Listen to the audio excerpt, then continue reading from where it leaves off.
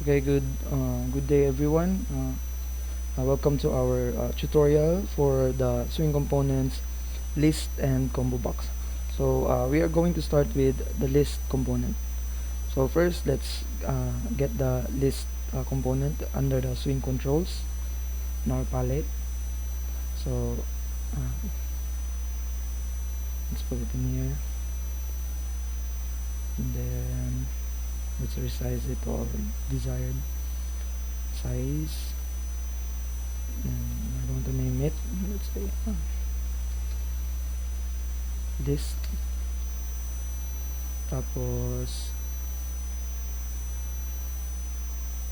we're going to delete items, so properties, and then here in the model, let's delete. Okay, then close. Next, we are going to add a text field and a button, and let's rename it to add. Erase natin din yung name, text, delete natin. Then also change the variable name to, let's say, add to list.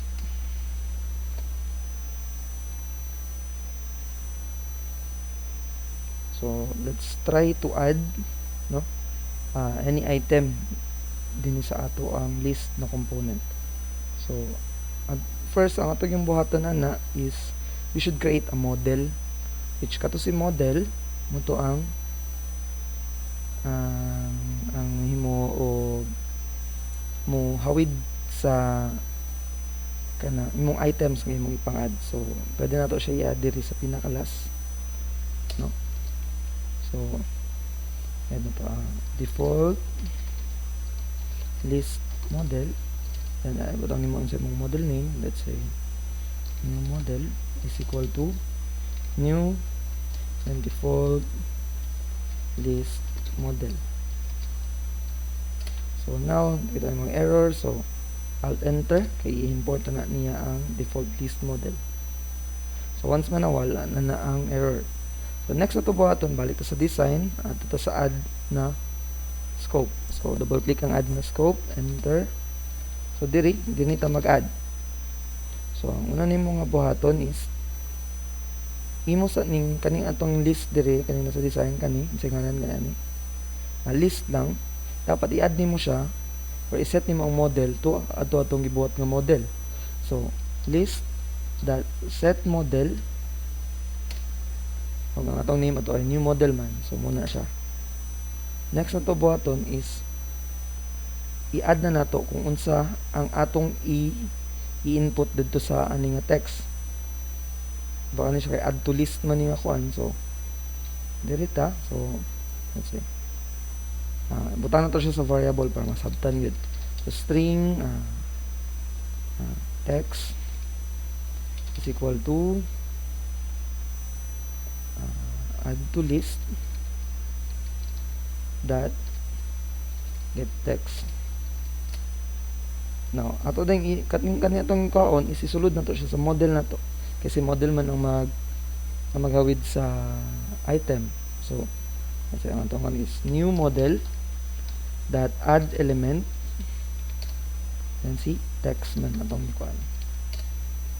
So pwede ra pud nimo siya idiretso like yung ani mong button, new model dot add element, dili din ka mag add to list dot get text. Like pwede ra yung ana kung gusto ka wala ni so kakani diretso, pwede ra na siya. Pero para masabtan gyud or like sayo na siya sabton, kani atong gamitan. So try na to kung mo add na ba siya. Try na to. So let's say Coke. Okay, so nanatay Coke na value. So it means ga-work ang ato ang add na button. Now next na to buhaton is, let's say butang tag field, no? Butang tag field dire. Tapos able. Ito. Selected item. Ano to, ano?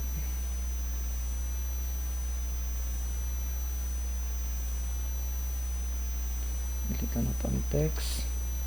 Mention na to. Selected. Ang name ani. Also, mag-add daog isa duha ka button. Let's say, ang first nga button is remove. Ang second na button, okay, remove all.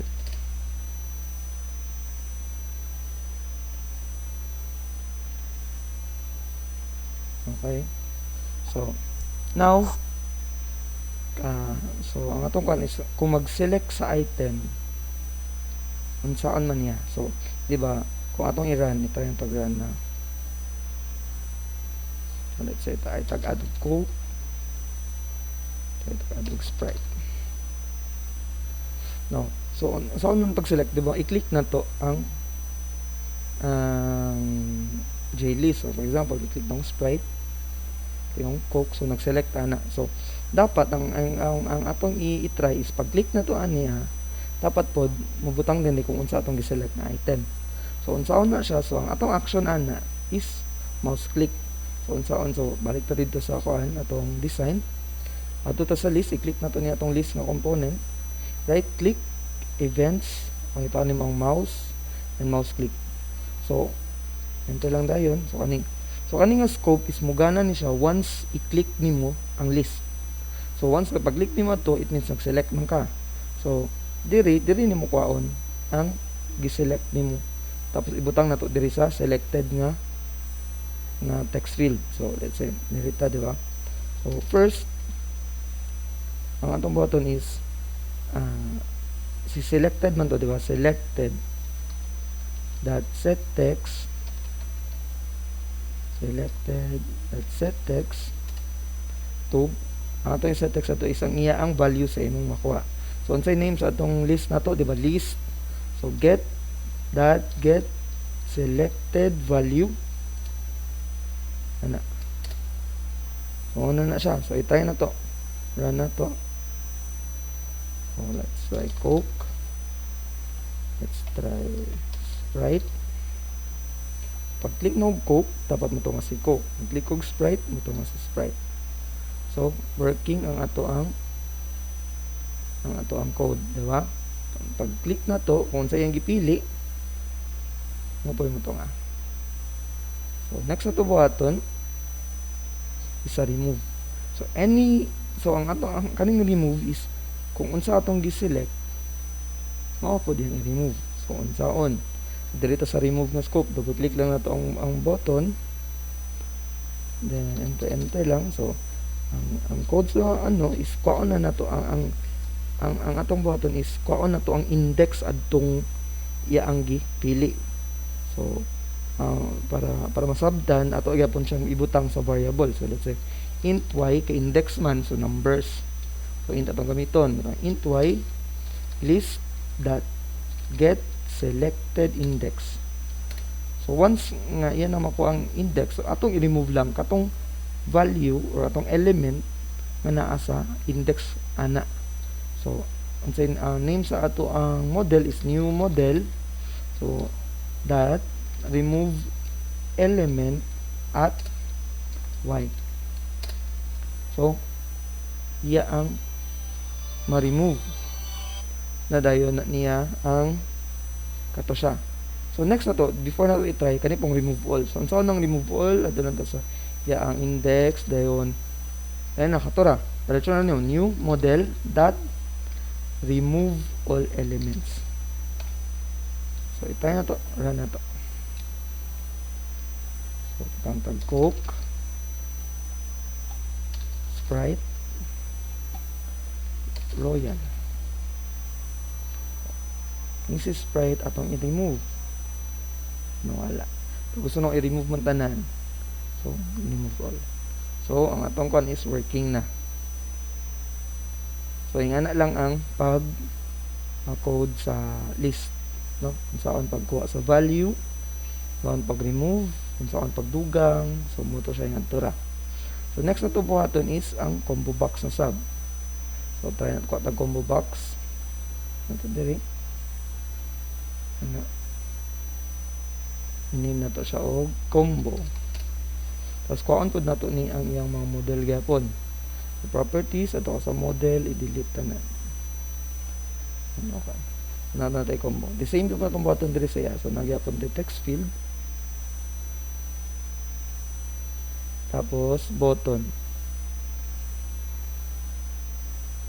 So tanggal mo to direct add. So, text field na to i-delete gyapon ni nato ang yung text. Dayon change na itong variable. Okay, text man to ganina. So text 1. Parang to text 1. So now atong i-add, mag-add ta. Kuha na to ang value sa ani nga sa text 1 nga text field, ibutang na to sa itong combo box. So ito sa add nga button nga scope.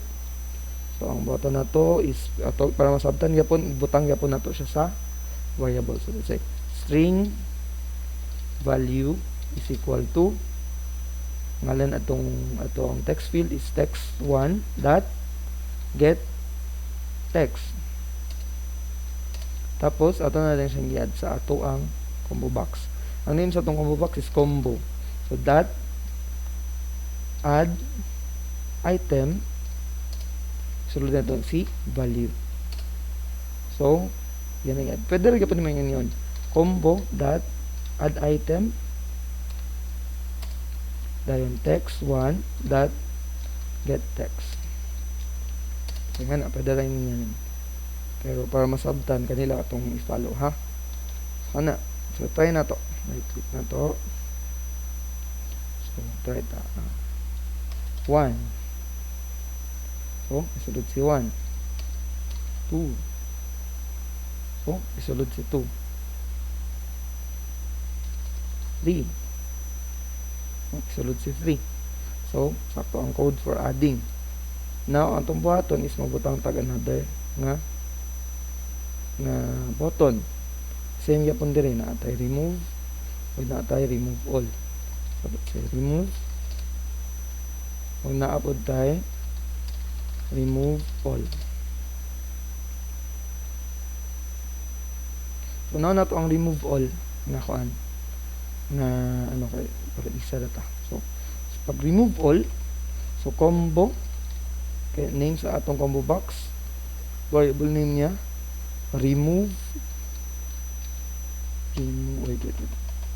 that remove all items. Diba?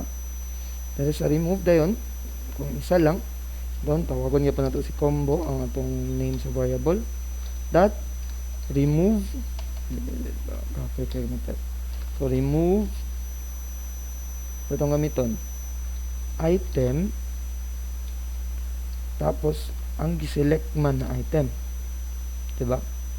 So ang remove item, so unsa ngalan sa atong combo box, combo man, so combo dot get selected item dot to string. Dili kalimtan ang to string kay para mabasa niya. So now i-remove niya ang item sa imong selected na item. So try na to run. So dire try ta og 1 1 2 and 3 mangyad. So na delete na to si 2, remove na to si 2, nawala na si 2. I-remove na to tanan, nawala na tanan. So ingana ang pag-code lang for ito tawag ni for list o combo box. Now for your activity 3, so ani ang inyo ang buhaton, no? Run. Yeah, tanawa. So mag-try tag add coke.